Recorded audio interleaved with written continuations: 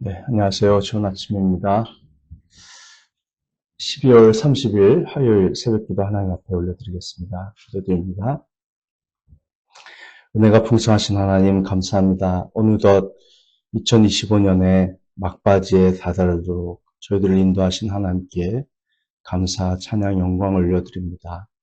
하나님, 오늘의 새벽기도를 통해서 주님께서 영광 받아주시고 저희들의 기도가 하나님께서 기뻐하시는 기도가 되게 하시며 주님의 성령의 인도하심으로 말씀의 충만함으로 하나님의 걸어가신 뜻을 이루어드리는 오늘 하루 또 올해의 마지막이 되도록 복내려 주시옵소서. 감사하며 예수님 이름으로 기도합니다. 아멘. 저희가 11월 7일에 에베소서 5장 15절 말씀 다루고 그 다음에 요한계시록을 2달간 가까이 했더라고요. 네, 그리고 나서 다시 에베소서로 돌아갑니다. 에베소서 5장 15절, 16절 제가 읽어드립니다. 그러므로 여러분은 어떻게 살아가야 할지를 살피십시오. 지혜롭지 못한 사람처럼 살지 말고 지혜로운 사람답게 살아야 합니다. 세월을 아끼십시오. 때가 악합니다. 아멘.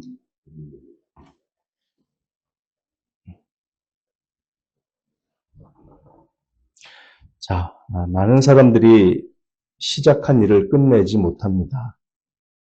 미완성 교향곡이 있고 미완성 그림이 있으며 마지막 마무리가 되지 못한 조각 작품도 있습니다. 각 경우에 그것을 만들던 대가들이 세상을 떠났기 때문이죠. 사람과의 관계도 본래 되어야 할 모습을 다 이루지 못하고 하나님을 위한 사역도 진정한 결실을 맺지 못하며 꿈은 영원히 남고 영원히 꿈으로 남고 희망은 현실이 되지 못한 채 희망으로만 남을 수 있습니다. 많은 사람들에게 삶 자체가 미완성 교향곡이 될 수 있습니다. 현실이 없는 꿈이 될 수 있습니다. 하지만 반드시 그럴 필요는 없다고 생각합니다. 우리가 오늘 이 말씀 속에서 발견하는 위대한 하나님의 진리를 삶 속에서 주의 도우심으로 실천한다면 꿈이 현실이 될 수도 있습니다. 우리가 꿈을 현실로 만들려면 반드시 시간을 아껴 써야 합니다.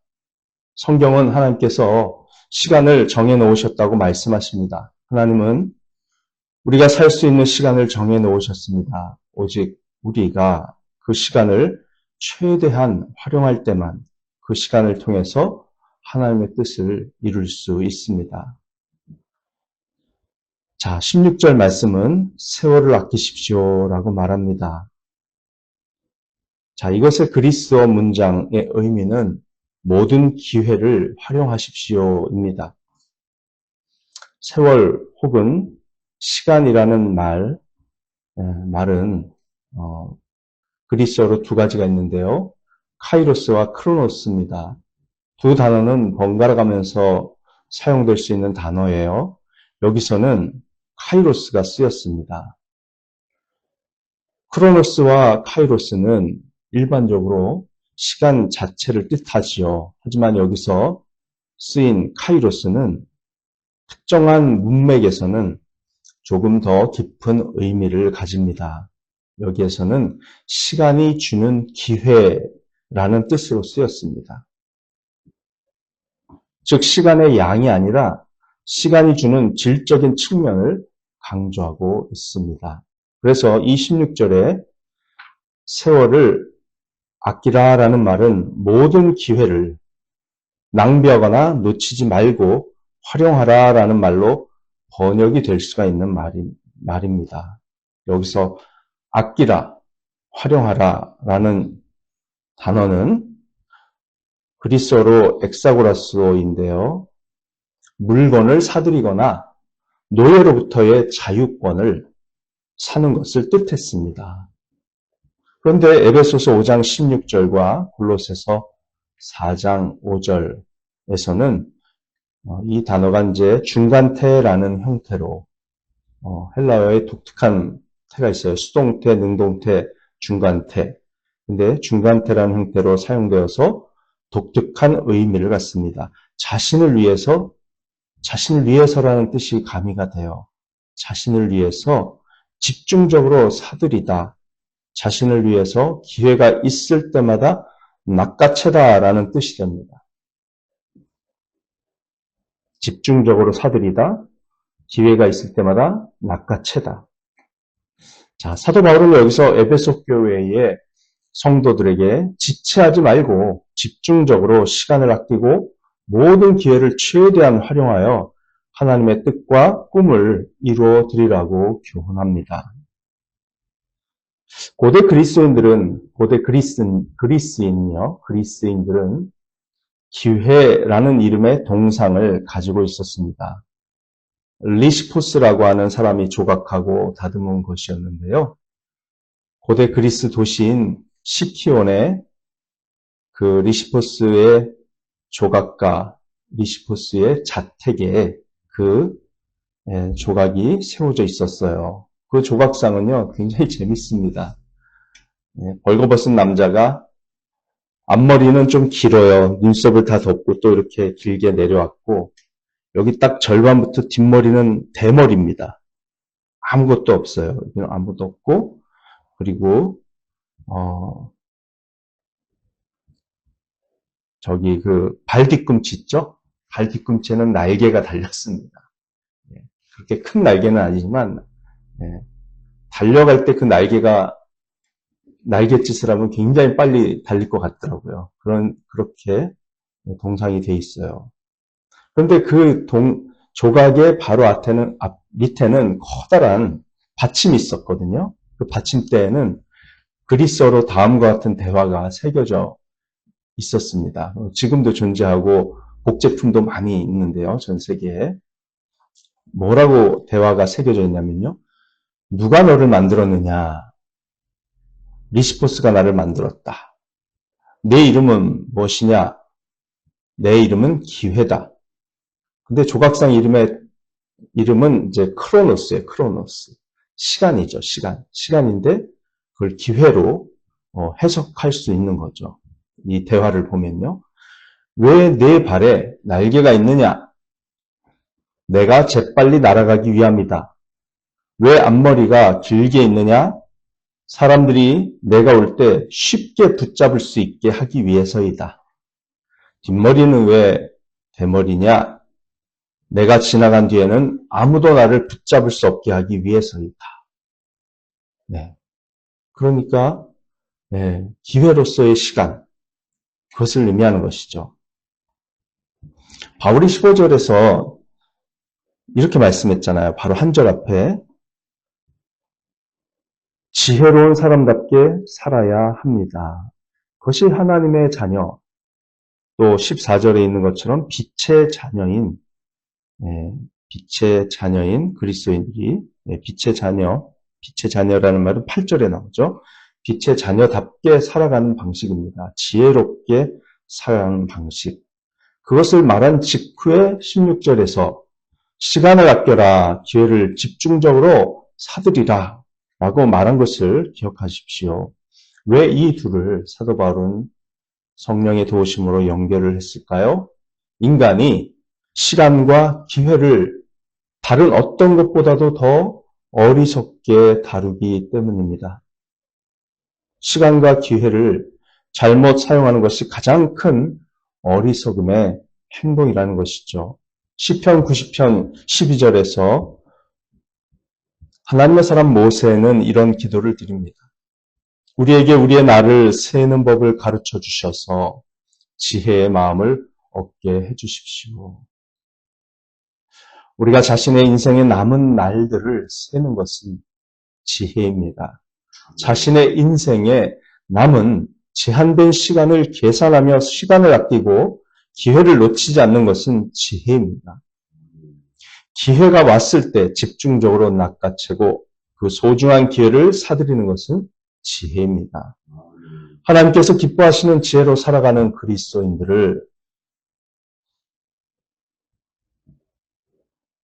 그리스도인들은요, 악한 일을 이룰 수 있는 그런 기회가 자신에게 오면 그 기회를 보고 피합니다.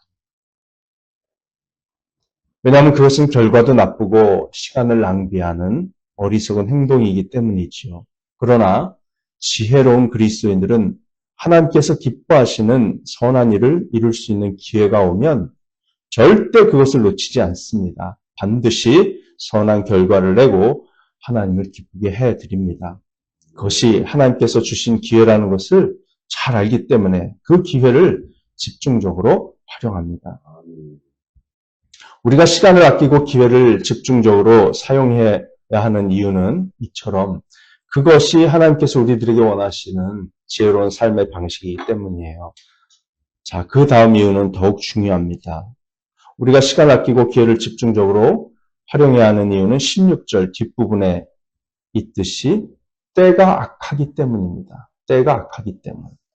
이 시대는 악한 시대입니다. 악한 날 속에서 무언가를 이루려면 기회를 집중적으로 사야 합니다. 여기서 때와 시대가 악하다는 것은 도덕적으로 악하고 영적으로 악하다는 뜻이지요. 인간이 살아가는 모든 시대는 하나님을 대적하고 하나님의 구원의 계획을 방해하려는 악마에 의해, 사탄에 의해 많은 영향을 받습니다. 사탄은 수많은 사람들의 마음과 그들의 생활 방식, 그들이 만들어내는 문화와 정치와 제도와 법 속에 절대적인 영향을 끼치고 있습니다. 따라서 그리스도인들은 하나님께서 기뻐하시는 일을 이루어드리기 위해 매우 집중력을 가지고 민감하게 살아야 하는 것이에요. 보이지 않는 악마의 수많은 방해에도 불구하고 하나님께서 기뻐하시는 일을 이루어드리기 위해서는 시간과 기회를 낭비해서는 안 됩니다.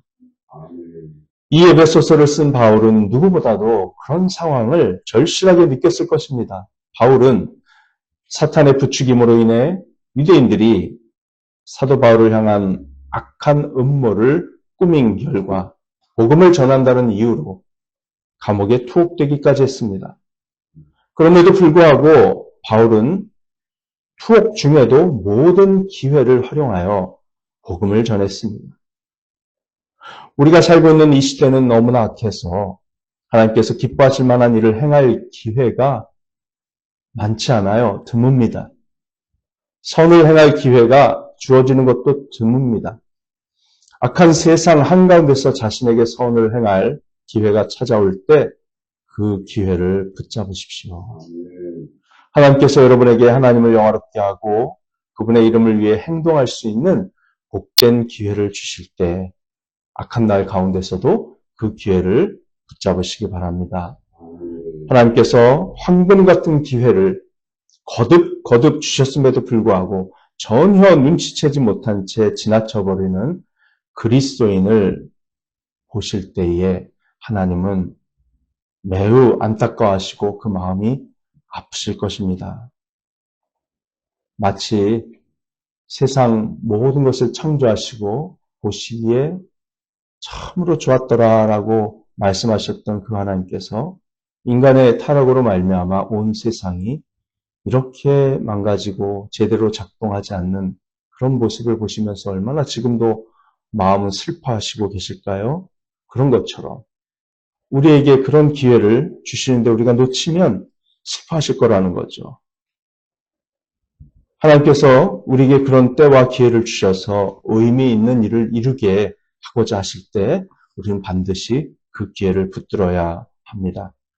복음을 전할 기회, 성경을 읽을 기회, 기도를 드릴 기회, 회개하고 감사하고 하나님을 찬양할 기회, 다른 사람을 사랑할 기회, 하나님께서 기뻐하시는 일을 위하여 자신의 소중한 시간과 재능과 생명과 재산을 사용할 기회 등등 하나님께서 우리에게 기회를 주십니다. 하나님은 적어도 하루에 한순간 혹은 한 시간을 우리가 선한 일, 의로운 일, 하나님을 위한 일로 채우도록 기회를 주시고요.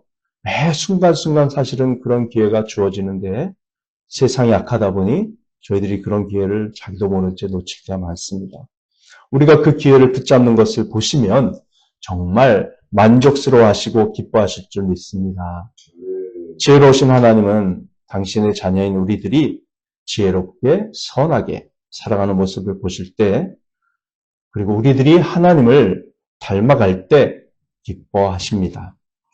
우리 역시 우리가 그런 기회를 놓치지 않고 선을 행할 때 그러한 하나님의 기쁨을 느끼면서 우리 스스로도 마음속에서 자신에 대해서 만족감과 기쁨을 누리게 될 줄 믿습니다.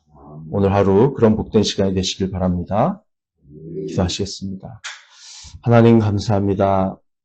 저희들에게 빛의 자녀가 되는 놀라운 축복을 주시고 지혜롭게 살라고 말씀해 주셨습니다. 하나님, 무엇보다도 악한 시대에 살고 있는 저희들이 시간을 아끼고 시간이 주는 기회를 아끼고 또 아껴서 최대한 집중적으로 사들이고 활용하여서 하나님의 거룩한 뜻을 이루어 드릴 수 있는 인생 되게 하시고 시간 낭비, 기회 낭비, 하나님의 선한 뜻을 이루어 드릴 소중한 기회를 놓치는 일이 없도록 성령님 오늘도 저희들의 마음을 민감하게 하여 주시고 지혜롭게 하여 주시고 어리석은 자가 되지 않도록 은혜 베풀어 주시며 하나님 주신 소중한 시간 하나하나를 정말 감사함으로 사용하고 저희들이 그 모든 것을 소중하게 활용하여 주께 영광 돌리게 하여 주시옵소서. 감사하며 예수님 이름으로 기도합니다. 아멘. 네. 또 복된 하루 되십시오. 기도하십시다.